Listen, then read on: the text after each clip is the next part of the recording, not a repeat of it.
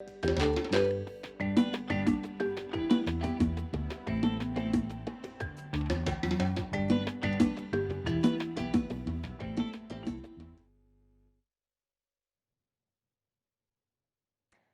the inclusion of young people in governance is not only a matter of representation, but it's also a fundamental necessity for the effective and the sustainable development of our society.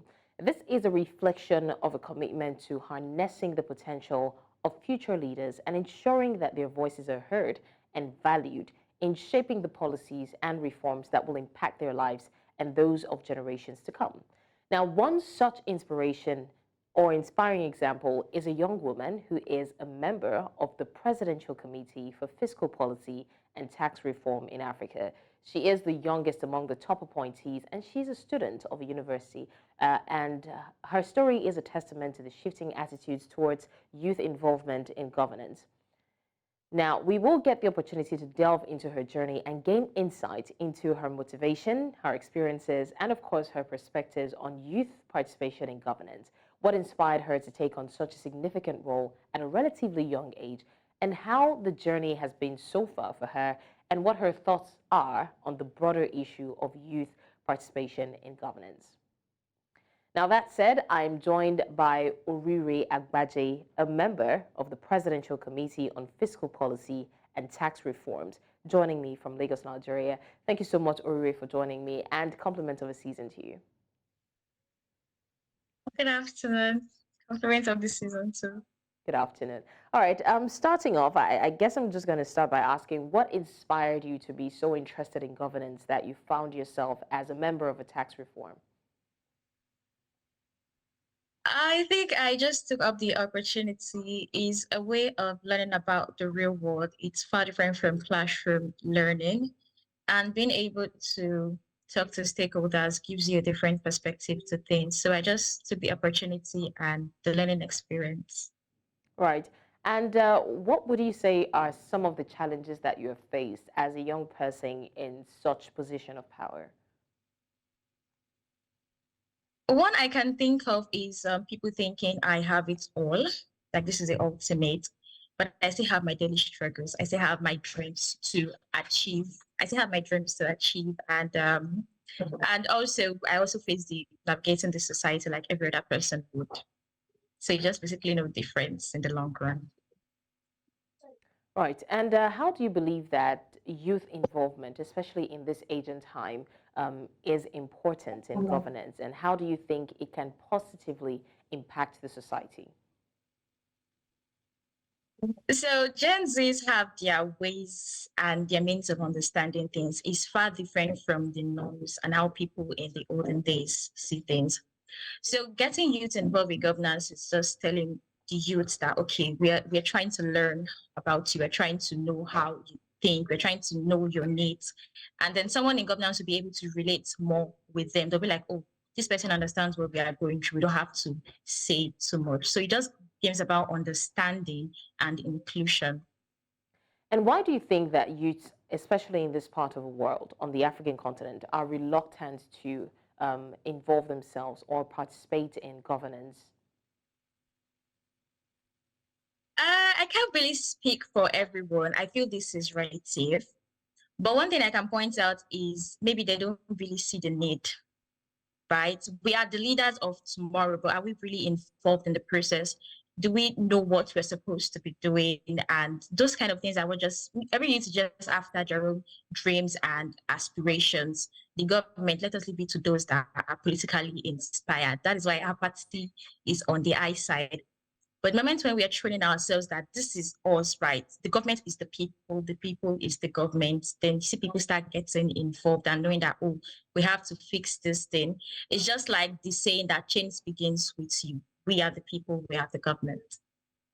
So before now, are there any examples of some policies or reforms that have been influenced by youth input? Because here's the thing, some youth believe that it is one thing to be a part of governance, but it's another thing to be heard. You know, sometimes there might just be like that propaganda, okay, just let them join us so that it would not look like we're excluding them or that there's something against them, right? But at the end of the day, when the youth are part of this decision-making process, it's another thing to be heard for people to listen to their own opinions. So, have there been policies or reforms that have been influenced by youth?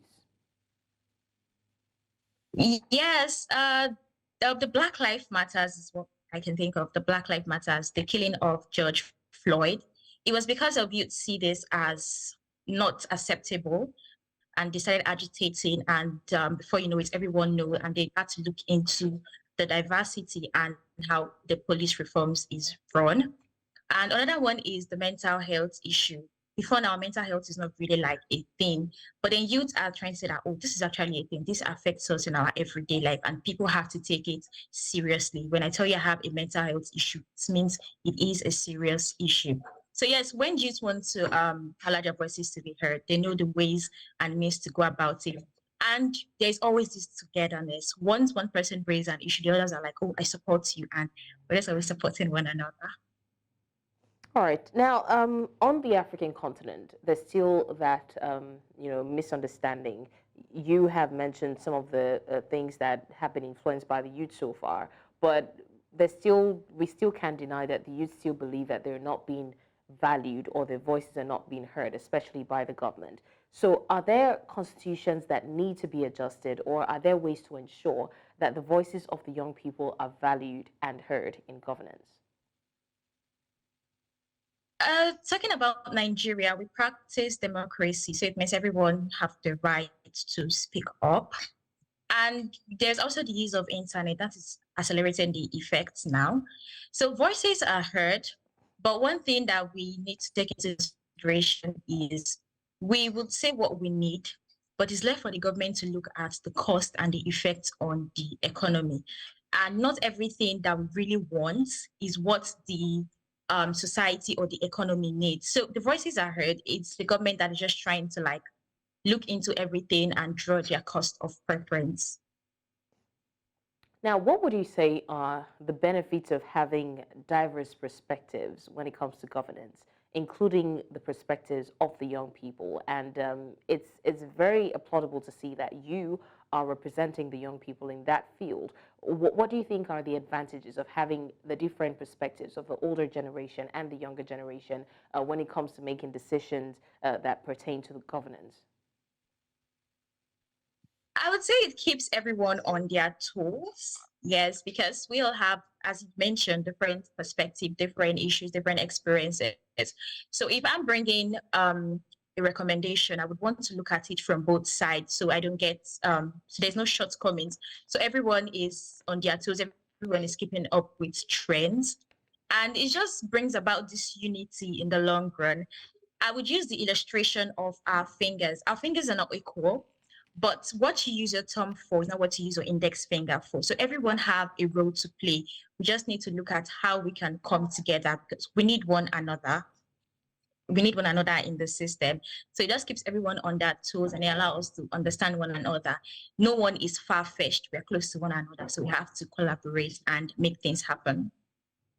And what advice would you give to young people who are interested in getting involved, especially in governance or political matters, but do not know how to go about it?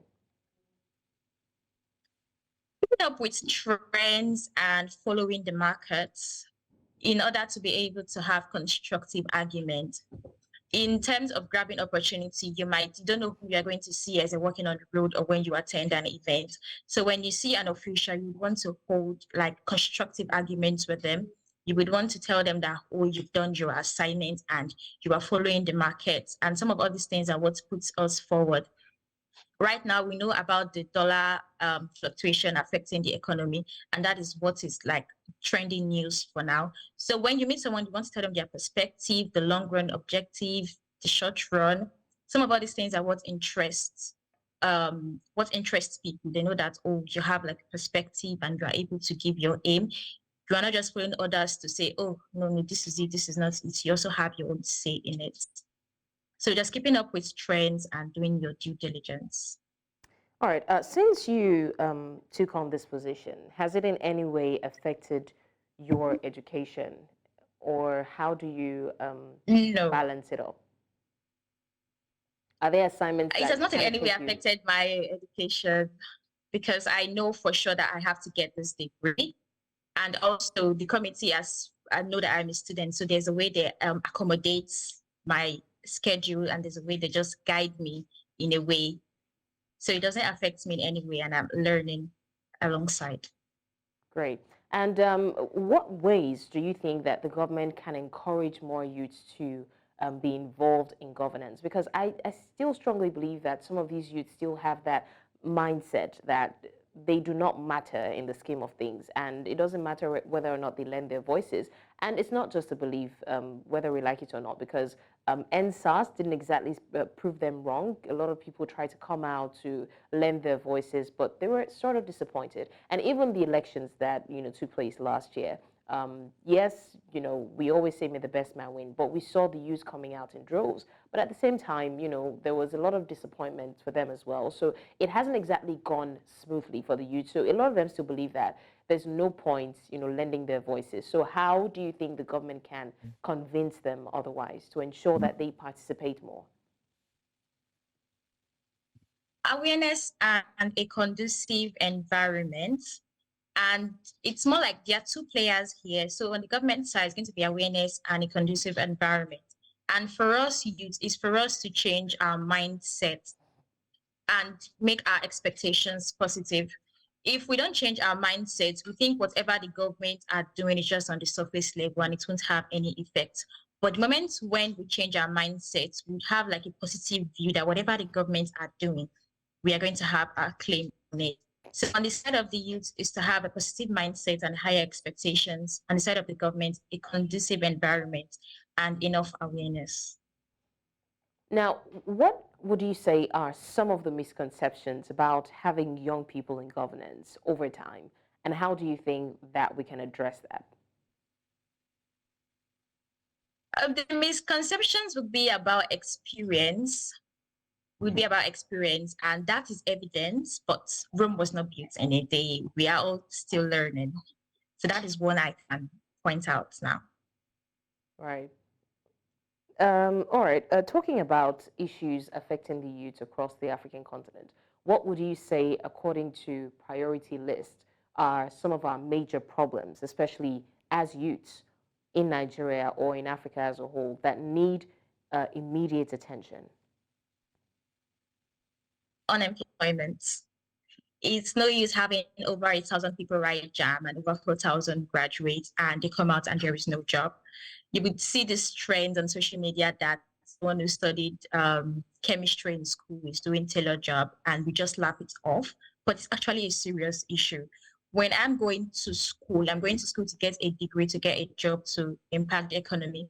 I'm not going to school to get a degree and keep it in my parents' house. I want to use it to work, which is why this is what brought about this school is a scam kind of a thing, because people don't see the need in education again. So I would say it's unemployment. Unemployment. Everyone needs a job.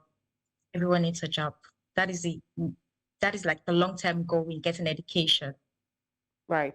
Now, looking at the current economic situation in Nigeria, I mean, especially since the fuel subsidy was taken out sometime last year, we see that it has had a dominoes effect on so many other sectors across the country. And because of that, this unemployment that you so speak of has more like doubled. And then even those who have jobs cannot exactly make something out of their salaries.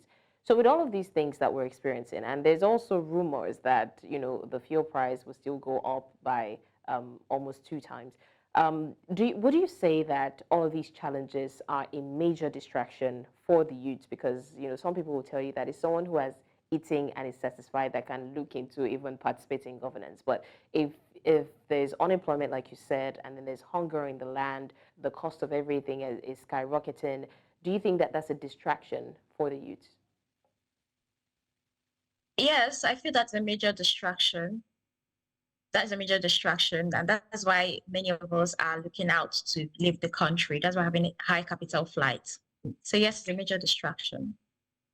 So this unemployment that we're talking about, if you were to prefer a solution to this issue of unemployment, because it seems like it's one of our longest standing issues, what would your solution be? I would say to maybe expand the workforce. I would say to expand the workforce. it's a little bit consecrated on doctor, lawyers, accountants. So just to expand the workforce, let there be job expansion. I'm studying economics. As an economist now, there is kind of controversy that what kind of a job would I be looking for? So that shouldn't be a question. So that, oh, you should be able to analyze data. You should be able to do one or two together. So to be expanding the job force, let us not be concentrated on particular kind of job. Right. And speaking of young persons being engaged in politics, what kind of unique skills do you think that the young persons can bring to the table in terms of making decisions? I think effective communication, that is key. If I'm saying I, you don't know if I as a number or I as an EYE. So effective communication, you should be able to state your point, or you should be able to allow people to see things from your perspective, and you should see things from their perspective. So communication is key. How helpful would you say that technology has been, in terms of governance and influencing decisions? Because now we do see a lot of youth lending their voices, not physically though, but through social media, through different platforms. And most of the time, like you said, youth are very, in this region, youth are very supportive. So when one person raises a concern, it's like everyone hops on the trend and makes sure that that issue is brought to light. So what would you say has been the usefulness of technology in that area? It brings about transparency. It brings about transparency. Everyone would want to be fair in their dealings because you don't know who is going to raise an issue on social media. It just brings about transparency on the part of the government that anything can go on air anytime. And social media is connected. If I post something now, someone in other countries or region can see it. So you want to keep yourself. It's more like a checkmate. Yeah, more like a checkmate. Right. Now, I do remember that some time ago, somebody did call the youth in Nigeria lazy. And that kind of sparked a debate, right? Some people said that youths are in Nigeria actually lazy, but some said that youth in Nigeria are actually the most hardworking set of persons you will see. And sometimes because when you're classifying laziness, I'm very sure that it also had to do with the use of social media. A lot of people online most of the time, but the same social media has helped a lot of youths become, millionaires and multimillionaires. So I would like to know your take on that. Okay, youths are not lazy in Nigeria. We are working hard. We are on social media 247 years. That is how we connect. That is how we distress. That is how we keep our mental health in check. But we are not lazy. There's a prevalence of online job. We can't be on our phone 247, but we might be working too. You don't know. So no, we are not lazy. We are seizing opportunities. We're connecting, and on our phone 247 is not a metrics to say we are lazy. So we are working hard. The opportunity is not there to, we have to create it for ourselves. So it's kind of like a long process for us. So it puts in a lot of energy into it that it takes time to show for our efforts. But no, we're not lazy. I do not agree with that. Okay. All right. Also, what are your hopes for the country, especially with the new administration and looking at how the situation of things are currently? It's for them to fulfill their agenda.